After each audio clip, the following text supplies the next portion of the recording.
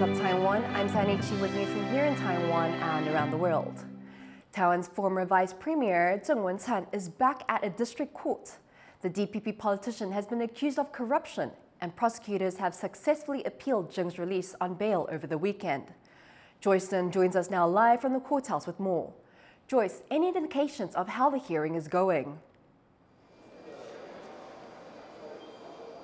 Well, here at the Taoyuan District Court, former Vice Premier Zheng Wen-chan's second bail hearing is still underway. A result is expected later today, but so far no signs yet on which way the court is leaning. Now, the well-known politician has been accused of taking bribes related to a land zoning deal while he was mayor of Taoyuan from 2014 to 2022. Now, this same court had released Zheng on bail of over $150,000 on Sunday, but the High Court overturned this decision after prosecutors argued that other suspects involved in the case were still being held without bail and that releasing Zheng ignores the possibility of evidence tampering and collusion. Now, Zheng is one of the biggest names in the ruling Democratic Progressive Party. He formerly served as Tsai Ing-wen's vice premier and was once even considered a potential successor for Tsai. But amid these allegations, he's recently stepped down from his latest post, which was appointed to him by President Lai Ching-te as the chair of a semi-official foundation handling business matters between Taiwan and China. And Joyce, how is the DPP reacting to all of this? Well, on Monday night, the DPP's Anti-Corruption Committee held an impromptu meeting and decided that if Zheng were to be detained again, that they would suspend him from the party for 3 years. Now, they also unanimously decided to launch their own investigation into Zheng. And looking ahead to Zheng's impending trial, they've decided that if he were to be found guilty, they would consider kicking him out of the party altogether. This is not the first time that the DPP has had to deal with a high-profile member facing jail time for corruption. Former Taiwanese President Chen Shui-bian from the DPP served 6 years of a 20-year sentence over an embezzlement scandal. And after the Chen presidency, the DPP lost power for 8 years. But now that the DPP is back on top with an unprecedented third straight presidential term, the party will want to avoid any chance of returning to such a previous scandal. Sandy. And we'll have more on what the court decides here on TaiwanPlus later. Thank you, Joyce. That was Joyce Dunn live from the Taoyuan District Court. President Lai Ching-te has visited an airbase in central Taiwan ahead of the country's annual Kuang military exercises. Lai spoke with officers and soldiers about his vision for the drills, which are Taiwan's largest and include live fire drills held around the country. This year's Kuang will begin on July 22nd. And the head of the military says they will be less scripted than previous years to test troops' reactions. The drills are a chance for the country's military to practice mobilizing against its biggest threat, China. But Lai emphasized that the goal is to maintain peace and stability. 追求和平更是我们始终坚持的方向。但我们要的和平是一个有稳固基础的和平，是要靠自己实力所建立起来的真和平。 而这个基础就是我们自己防卫的力量。Police are still hunting for the gunman who shot dead the father of a Tainan city councillor. Ling Shijie was shot multiple times at close range as he walked out his front door. Irene Lin has the latest. A murder in broad daylight. Ling Shijie, chair of Tainan City Fishermen's Association, was shot and killed while leaving for his morning jog on Monday morning. Security camera footage shows the suspect waiting outside his home before shooting Lin as he stepped out onto his front porch. Police found 11 bullet casings at the scene and say Lin was hit 6 times. 且经本署检察官会同法医相验林姓死者后，发现死者颈部、胸腔、肩膀、手臂均有枪伤，初步研判死者颈部及胸腔中弹为致命伤。 His daughter Ling Yiting, a Tainan city councillor, is in shock. 没有，一切都非常的平凡，非常的正常。爸爸的作息都很正常，所以我们现在什么都不知道。 Police investigators think Lin's killing was planned. They found 2 cars used by the suspect nearby, one that was set on fire and another corroded by acid. Both vehicles were unregistered ghost cars, making it hard to track down the suspect. Evidence found in the cars, including the suspected murder weapon, was damaged. 初步来看是说是改造，但是我们不排除，因为这个也有可能是，就是还是要进行由刑事局来做鉴定之后，才能做一个明确的一个答复。Tainan City Mayor Huang Weizhe was among those offering their condolences. 那但是我觉得，其实不管他的身份是理事长还是一般民众，我觉得都不应该他们的安全都应该受到政府的保障所以说，我们要求警察局尽速来侦办。Lin's former role as Democratic Progressive Party Executive Committee member has spurred suspicions that his murder was politically motivated. He was previously caught up in an election bribery scandal that involved Tainan's current city council speaker, Qiu Lili. He had also run for city councilor before. But authorities say the motive remains unclear, focusing their efforts first on tracking down those behind this shocking murder. James Lin and Irene Lin for TaiwanPlus. The U.S. Coast Guard is getting ready to conduct some of its largest humanitarian exercises in Hawaii as part of the biennial Rim of the Pacific military exercises. Coast Guard vessels have been in the spotlight recently after a spate of confrontations in the South China Sea between China and the Philippines and a series of incidents in the Taiwan Strait. Jaime Okan reports.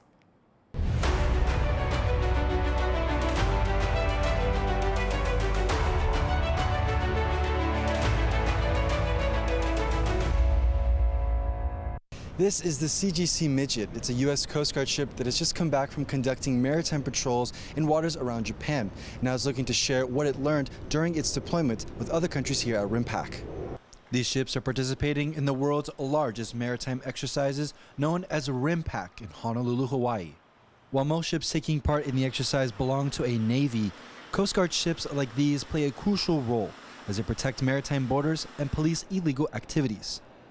The crew from this base say Coast Guard operations have come under the spotlight as China's Coast Guard butts heads with Taiwan's around its outlying islands and with the Philippine Coast Guard in the South China Sea. But forces from both the Philippines and Taiwan are not participating in this exercise, and officials say that could hurt future cooperation efforts. Not every Pacific Island nations are here in this current Rim of the Pacific exercise, but routinely, just throughout the year, Coast Guard and other, not just our team, but other teams have been dealing with providing the training, interoperability, and enhancing their capability, as well as us learning from those engagements. So routinely, we do deploy and we do train with other international partners throughout the world. Over the next week, Japan, Italy, Mexico, and Canada will join to conduct humanitarian operations and learn how to secure a port against an attack. They say protecting waterways are crucial for countries to ensure the free flow of ships and commerce. The crew from this ship say that a country's Coast Guard is like the tip of a spear as it deals with a variety of threats on a daily basis. And so the goal here is to learn from those exchanges and continue improving its capabilities. Jaime Okan in Honolulu, Hawaii for TaiwanPlus. Stay tuned to TaiwanPlus for more coverage of the RIMPAC exercises in Hawaii. Russia has carried out a series of missile strikes across Ukraine, killing at least 37 people and hitting a children's hospital. The hospital in Kyiv was one of more than 100 buildings across 5 cities damaged in the strikes, which President Vladimir Zelensky has called brutal.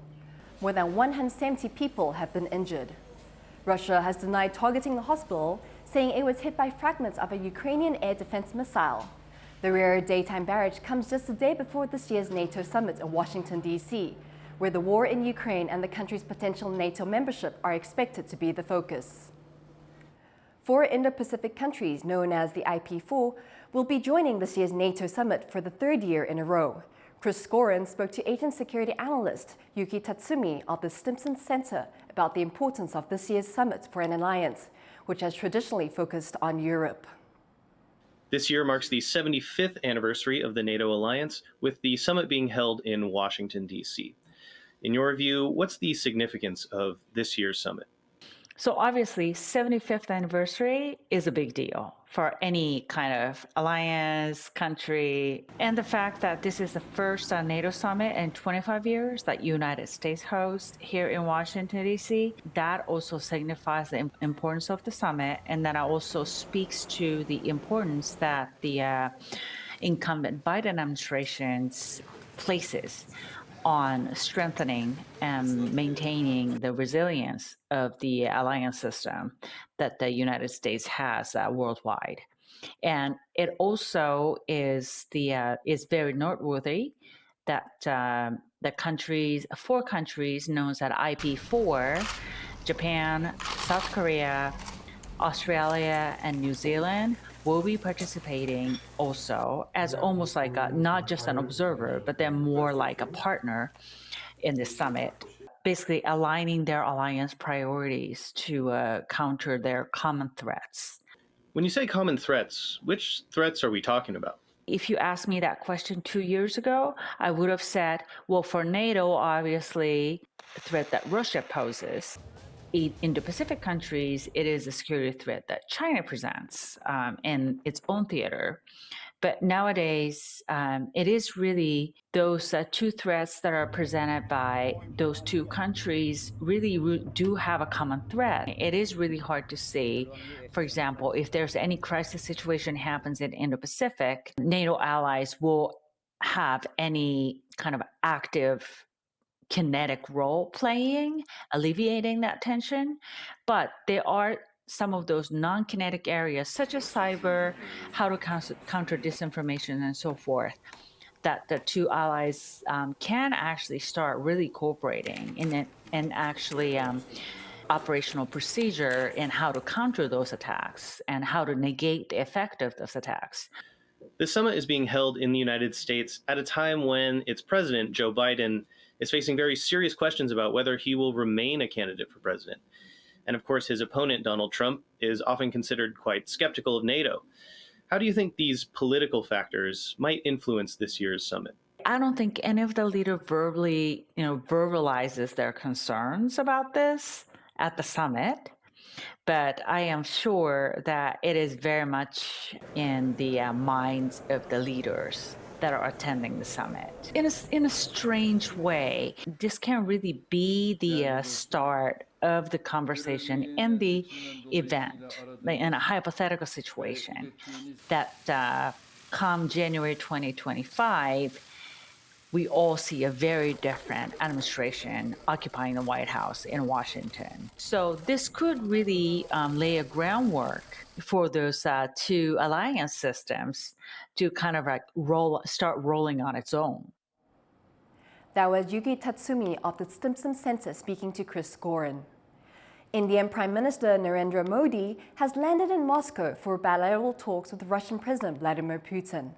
The two leaders are expected to shore up long-standing trade, defense and energy ties during Modi's two-day visit. It comes amid Moscow's deepening ties with Delhi's rival Beijing and India's expanding cooperation with the West. The US has raised concerns about the visit, pressuring India to take on a stance on Russia's offensive in Ukraine. Severe floods in northern Bangladesh have left at least 8 people dead and more than 2 million stranded. Weeks of heavy rains have caused riverbanks to burst, breaking bridges and dams and devastating low-lying areas. The government has opened hundreds of shelters for those displaced by the flooding. The region's annual monsoon season is expected to last till September and will bring more rainfall than usual because of climate change. The EU's climate service says this June was the hottest in recorded history. Last month's exceptional temperatures were the latest in a 13-month streak, putting 2024 on track to be the hottest year on record. Temperatures this year have averaged 1.65 degrees Celsius, higher than the pre-industrial average. They could surpass the 1.5-degree threshold agreed to by world leaders at the 2015 Paris Agreement. Scientists warn that temperatures could continue to rise as climate change worsens. Thank you for watching What's Up Taiwan. Finally, fly away with us to the Jakarta International Kite Festival, where dozens of kites from 13 countries fill the sky. I'm Sandy Chi. Take care and see you next time.